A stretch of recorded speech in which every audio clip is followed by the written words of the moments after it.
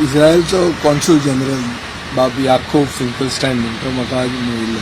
Basically जे आमी agriculture मंत्री म्हणून आसतना आनी फिशरीज मंत्री विनोद पालेकर आसतना जे कितें प्रस्ताव आमी हातान घेतले, एक म्हणल्यार जो एक centre of excellence for organic farming, जो ताजे खातीर आमी इस्रायला बरोबर काम करपाक सोदताले. आनी दुसरें म्हणटा तें एक कमर्शियल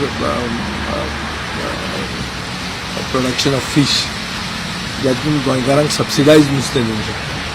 ते प्रस्ताव आतां फुडें कशें वता आनी ताजेर आमी जें सुरवात केल्ली ताजेर आमी डिस्कशन केलें.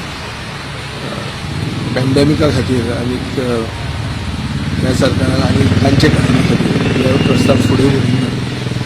हांव पळयतां कशें जातलें. नाजाल्यार फुडें तरी 2022 नंतर तरी आमकां दिसता की एग्रीकल्चर आनी वॉटर रिसोर्स आनी फिशरीज हे 3 सब्जेक्टा खातीर म्हाका दिसता इस्रायला कडच्यान गोंयकारांनी खूब शिकूं येता आनी आमचें इंटरेक्शन जावप चड गरजेचें. आनी तें फुडें व्हरपाक आमी सदांच चिंतताले.